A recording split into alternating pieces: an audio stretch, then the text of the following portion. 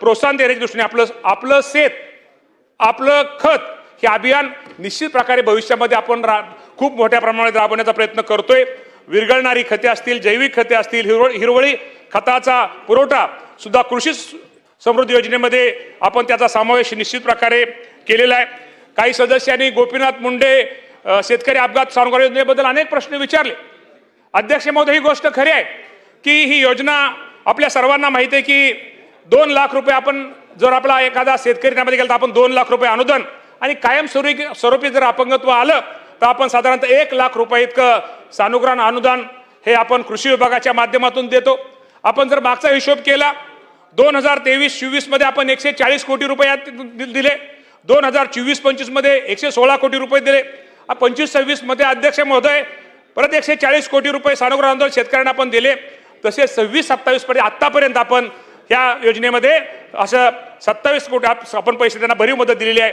मला आपल्याला सगळ्याला माहित आहे यामध्ये अनेक सदस्यांची एक भावना असायची, एक मागणी असायची, शेतकऱ्यांबरोबर या योजनेमध्ये शेतमजुरांचा सुद्धा समावेश झाला पाहिजे। कारण का शेतीमध्ये तो शेतमजूर राबत असतो आणि त्याला अचानक कुठेतरी त्याचा अपघात होतो, कुठेतरी एखादा सर्पदोष होतो, त्यामुळे शेतमजुराला सुद्धा त्याचा समावेश करावा म्हणून सदस्यांची मागणी होती आणि त्यामध्ये आपण शेतमजुरांचा सुद्धा हा समावेश या योजनेमध्ये केलेला आहे। त्यामुळे निश्चित प्रकारे त्याचा फायदा निश्चित प्रकारे त्या शेतमजुराला सुद्धा कुठेतरी बरं वाटेल की मी ज्या शेतामध्ये उद्या त्याला त्या कुटुंबाला कुठेतरी एक वेगळ्या प्रकारचा त्यातनं आधार मिळेल या योजनेमध्ये। त्यामुळे आपल्याला दुसऱ्या एक सदस्यांनी मागणी केली होती की उष्माघाताचा त्यामध्ये आपल्याला माहिती आहे की उष्माघातामुळे मृत्यू झाला तर या योजनेचा समावेश नव्हता। तर मी आपल्या सदस्यांना या माध्यमातून सांगतो, जर उष्माघातामुळे जर एखाद्या शेतकऱ्याचा यामध्ये मृत्यू झाला तर या योजनेमध्ये शासनाने तो विचार केलेला आहे। त्यामुळे निश्चित प्रकारे आम्ही त्याचा विचार निश्चित प्रकारे करू, हे पण आपल्या सगळ्या माध्यमातून सांगतो। आपल्या सगळ्यांना माहिती आहे आमचे कैलास पाटील साहेब आणि आमचे सावरकर साहेब या बाबतीमध्ये ह्या दोघांचे प्रश्न खूप म्हणजे सगळे सदस्यांचे भावना किंवा प्रश्न शेतीविषयी चांगले असतात, परंतु आपण जे काय प्रश्न मांडले आपल्याला माहित आहे की माझा हा शेतकरी हा अडचणीत आहे, माझ्या अडचणीत आलेल्या शेतकऱ्याला कुठेतरी मदत केली पाहिजे। राज्य सरकार तर मदत अनेक गोष्टीमध्ये राज्य सरकार मदत करते, अनेक बाबतीमध्ये मदत करते, अनेक योजनेच्या माध्यमातून मदत करते। तुम्ही पीएम किसानचं आपल्या सगळ्यांना माहित आहे की या योजने पीएम किसान सन्मान योजनेच्या निधीच्या बाबतीमध्ये आणि नमो आपली राज्याचे नमो शेतकरी ही महासन्मान योजनेच्या बाबतीमध्ये आतापर्यंत आपल्याला माहिती आहे की प्रति हप्ता 2000 रुपयाप्रमाणे वर्षामध्ये आपण 6000 रुपये असे आपण 3 हप्ते सगळ्यांना देतो। आणि आपण जर केंद्राचा अध्यक्ष महोदय जर विचार केला, केंद्राचा जर विचार केला साधारणतः 23 हप्त्यामध्ये केंद्र सरकारने साधारणतः 1,16,00,000 शेतकऱ्यांना एकूण आतापर्यंत 42,900 कोटी रुपयाची मदत ही केंद्राच्या या योजनेतून निर्माण झालेली आहे। आणि आपल्या राज्याचा जर विचार केला, ठीक आहे अजून आपल्याला 1-2 आपल्याला काही गोष्टीमध्ये मदत करता आली नाही तरी आपल्याला आपण सगळ्या विचार करून साधारणतः आपण 8 हप्ते आतापर्यंत आपल्याला 8 हप्त्यामध्ये साधारणतः राज्य सरकारने माझ्या ह्या योजनेबंद शेतकऱ्यांना 14,816 कोटी रुपयाची एवढी रक्कम शेतकऱ्यांना मदत आपण केलेली आहे। आणि शेवटी मदत म्हणजे काय, आपण शेतकऱ्यावरती उपकार करत नाही, शेवटी शेतकरी हा आपल्याला माहिती आहे की आपला राज्यामध्ये आपला शेतकरी हा केंद्रबिंदू आपला हा मेन घटक आहे। शेवटी या शेतकऱ्याला मदत करणं, शेतकऱ्याला सहकार्य करणं, अडचणीच्या काळामध्ये दुःखाच्या काळामध्ये या शेतकऱ्याच्या पाठीमागे उभं राहणं हे शेवटी राज्य सरकारचं काम आहे। आमचे मला वाटतं सावरकर साहेब का कुणीतरी एखादी कापसाच्या बाबतीमध्ये उत्पादकता आणि अभियानाच्या बाबतीमध्ये त्यांनी प्रश्न विचारला। या बाबतीमध्ये मी आपल्याला एवढं सांगतो, आपल्या सर्वांना माहिती आहे की राज्यातील प्रमुख नगदी पिकामध्ये कापूसाचे पीक हे खूप मोठे क्षेत्र आपल्या राज्यामध्ये निश्चित प्रकारे आहे। मराठवाडा व विदर्भातील बहुतांश शेतकरी कुटुंब यामध्ये कापूस उत्पादनावर अवलंबून असतात। अध्यक्ष महोदय, सध्या कापूस लागवडीमध्ये साधारणतः प्रति हेक्टर 12,300 झाडे असतात आणि 2 झाडामधील अंतर कमी करून कापूस लागवड करावी आणि त्यामध्ये झाडांची संख्या त्यामध्ये वाढवावी आणि झाडे बसतील त्यामुळे सरासरी उत्पादन पण त्यामध्ये वाढेल आणि त्या अति लांब धाग्याचा कापूस लागवड प्रोत्साहन देण्याकरता 2026-27 आणि 2030-31 या 5 वर्षाच्या कालावधीमध्ये केंद्र पुरस्कृत कापूस उत्पादक अभियान राज्यामध्ये राबवलं जाणार आहे आणि त्यासाठी निश्चित प्रकारे भरीव असं एक तरतूद ही निश्चित प्रकारे आपण करणार आहोत। राज्यामध्ये सध्या कापसाचे उत्पादन प्रति हेक्टर 10 ते 11 क्विंटल आहे, ते उत्पादन आपणास 15 ते 16 क्विंटल पर्यंत आपल्याला कार्यक्रमाद्वारे भविष्यामध्ये वाढवायचं आहे। त्याचप्रमाणे कापूस उत्पादकता अभियान राबवण्याकरता 26-27 साठी 191 कोटी रुपयाची भरीव तरतूद करण्यात आलेली आहे। हे सुद्धा आज मी आपल्या माध्यमातून राज्यातील सदस्य माझ्या शेतकरी बांधवांना निश्चित प्रकारे करतोय आणि या योजनेचं अंमलबजावणी करणारं महाराष्ट्र हे राज्य हे पहिलं राज्य आहे, हे पण मी आपल्या सर्वांना निश्चित प्रकारे सांगतो। आज आपल्या सर्वांना माहिती आहे, आपल्याला माहिती आहे की पीक विम्याच्या बाबतीमध्ये आणि फळबागाच्या विम्याच्या बाबतीमध्ये अनेक सदस्यांच्या तक्रारी असतात। तिथं ते सदस्यांना तिथं ते असणारे शेतकरी त्यांच्या विधानसभा मतदारसंघातले आम्हाला विमा मिळाला नाही, आमचं नुकसान झालं आणि तरी आम्हाला विम्यामध्ये आम्हाला त्याचा ह्याच्यामध्ये निकषामध्ये आम्ही बसलो नाही, ही वेळेवर त्यांची मागणी असते। या बाबतीमध्ये मी निश्चित प्रकारे सदस्यांना सांगतो आणि मला वाटतं कुठे साहेब मला वाटतं इथं नाहीत, तर मला वाटतं आपल्या सगळ्यांना माहीत आहे की अध्यक्ष महोदय की साधारणतः खरीप आपल्या ज्या पीक विमा प्रधानमंत्री पीक विमा योजना आहे त्यामध्ये 14 पिकांचा समावेश असून रब्बी हंगामातील 6 पिकांना पीक संरक्षण दिले जाते। खरीप हंगाम 2025 करता एकूण 2407 कोटीचा विमा हप्ता हा आपण तो भरला होता। आजच्या स्थितीनुसार 17.17 लाख शेतकऱ्यांना पाटील साहेब 17.7 शेतकऱ्यांना 1582 कोटी रुपयाची नुकसान भरपाई ही मंजूर करण्यात आलेली आहे आणि त्यापैकी 1523 कोटी रुपये शेतकऱ्यांना वितरित केलेले आहेत आणि उर्वरित 59 कोटी रुपये रकमेचं वाटप हे प्रगतीपथावर आहे।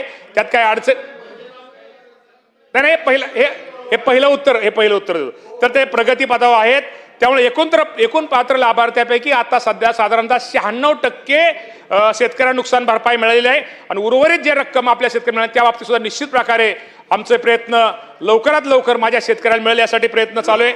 आपल्याला माहिती आहे की बीड प्रमाणे आपण पूर्वी अध्यक्ष महोदय विमा कंपन्यांना प्रीमियम आपण जे देतो आणि नफा जास्त मिळायचा, यासाठी बीड पॅटर्न 80-110 मॉडेल आपण सध्या राबवत असल्यामुळं निश्चित प्रकारे विमा कंपन्यांना 20% जास्त नफा कंपन्या आता कमवू शकत नाही।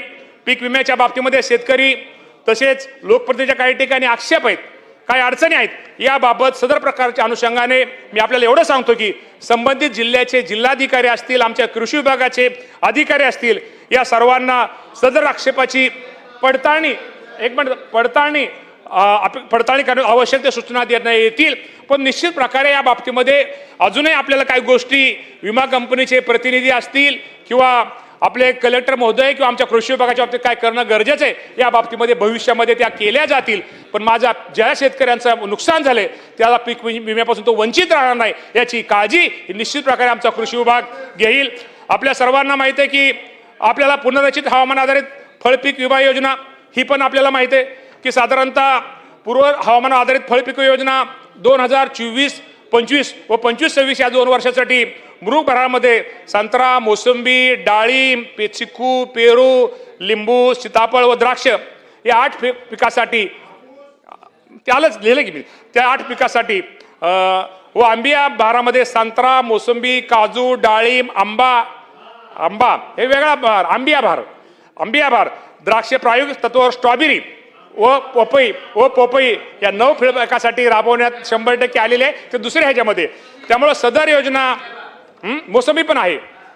खोतकर साहेब तुमची मोसंबी पण ह्यात घेतली, म्हणजे मोसंबी त्यामुळं चिक्कू आहे सगळं। त्यामुळं सदर योजना देखील हवामान धोक्यानुसार लागू करण्यात आलेली आहे। सदर योजनेमध्ये महावेद प्रकल्पान करत कार्यान्वित केलेल्या हवामान केंद्रावर नोंदल्या गेलेल्या हवामानाची आकडेवारी आणि फळ पीक नियाप्रमाणे यांची सांगड घालून शेतकऱ्यांना नुकसान भरपाई अदा करण्यात येत आहे। मृग बहार 2025 मध्ये 45 कोटीचे विमा नुकसान भरपाई रक्कम मंजूर झाली असून त्यापैकी 31 कोटी रुपये जाधव साहेब त्यासाठी 31 कोटी रुपये रक्कम शेतकऱ्यांच्या खात्यावर वर्ग करण्यात आलेली असून उर्वरित रक्कमही शेतकऱ्यांच्या खात्यावर लवकरात लवकर वर्ग करावी हे विमा कंपनीला निर्देश देण्यात आलेले आहेत। आंबिया बहार 2025 करता 286 कोटीची नुकसान भरपाई मंजूर झाली असून सदर ही रक्कम लवकरात लवकर शेतकऱ्याच्या खात्यावरती जमा करण्यात येईल। सदस्यांचा नेहमीचा एक प्रश्न असतो की राज्यामध्ये खताची उपलब्धता काय। आपल्याला माहिती आहे की ठीक आहे थोडं युद्धजन्य परिस्थिती असल्यामुळं खताचा तुटवडा जो कच्चा आपण म्हणतो त्या बाबतीमध्ये रॉ मटेरियलचा विषय होता, त्यामुळं तेच लिंकेज तेच पुढे होतं, त्यामुळं तो असायचा आणि लिंकेजच्या बाबतीमध्ये अनेक सदस्यांची की प्रत्येक ठिकाणी लिंकेज असायचं, परंतु आपल्याला माहिती आहे अध्यक्ष महोदय, या सरकारने एक ऐतिहासिक असा निर्णय लिंकेजच्या बाबतीमध्ये घेतला. ज्या ठिकाणी अनुदान खते, पाटील साहेब, ज्या ठिकाणी अनुदान खत ज्यांना अनुदान आहे त्या खतावरती त्या दुकानदारांना त्यांना विना अनुदानित खते त्या दुकानामध्ये ठेवता येणार नाहीत असा आपण एक GR काढला आणि त्याचा फायदा निश्चित प्रकारे लिंकिंगच्या बाबतीमध्ये त्याचा फायदा झालेला आहे. त्यामुळे बऱ्यापैकी ते प्रमाण कमी आलेलं आहे आणि अजूनही ते 100% आपण ते कमी करण्याचा प्रयत्न निश्चित प्रकारे करूया.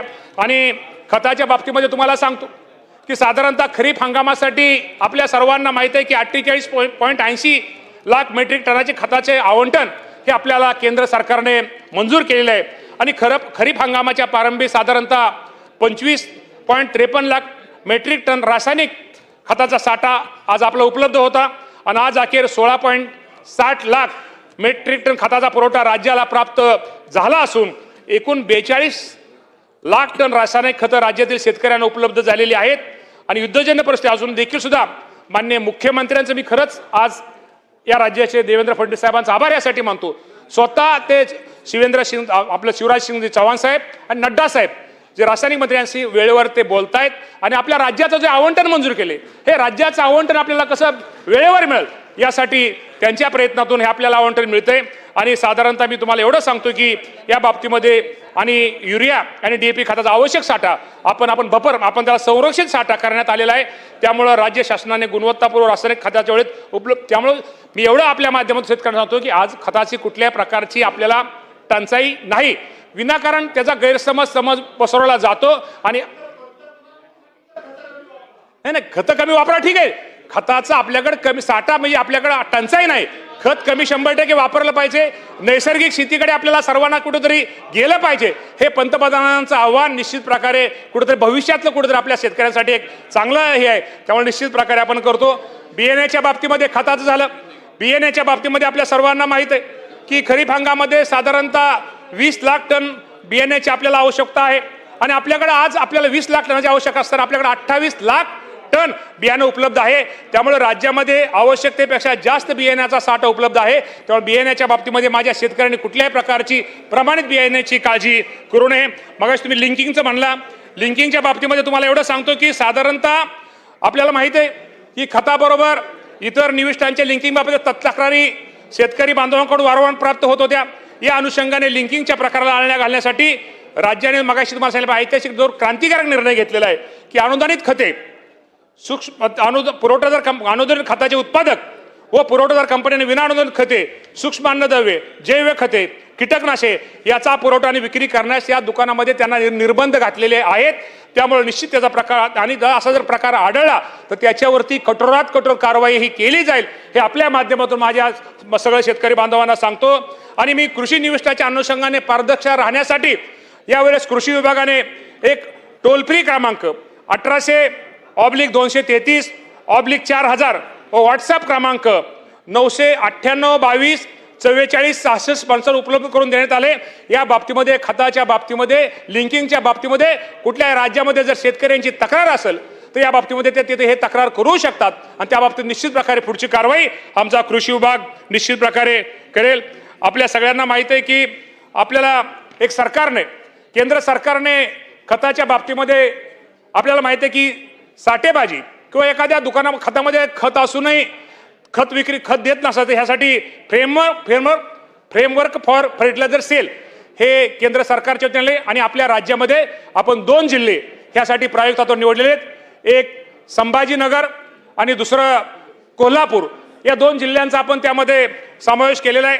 आणि त्यामध्ये आपल्या सर्वांना माहिती आहे की अनुदानित व रासायनिक खते विक्रीसाठी ॲग्रिस्टॅक आधारित मोबाईल ॲपद्वारे आपल्याला फक्त मोबाईल ॲपद्वारेच ऑनलाईन पद्धतीने खताचं बुकिंग त्या जिल्ह्यामध्ये आपल्याला त्या जिल्ह्यामध्ये आपल्याला बुकिंग कॅश करायचं असलं त्या खतामध्ये तर दुकानामध्ये किती साठा आहे, किती स्टॉक आहे हे आपल्याला घरची घरी कळतं आणि त्यामध्ये आपण ते बुकिंग हे करू शकतो. आणि पहिल्या टप्प्यात आपण मागे सांगितलं असून रासायनिक खताचे बुकिंग करणाऱ्या शेतकऱ्यांना प्रशिक्षण सुद्धा आपण कृषी विभाग आपल्याला त्यामध्ये देतोय. आतापर्यंत 2 जिल्ह्यामध्ये संभाजीनगर आणि कोल्हापूर मिळून या 2 जिल्ह्या मिळून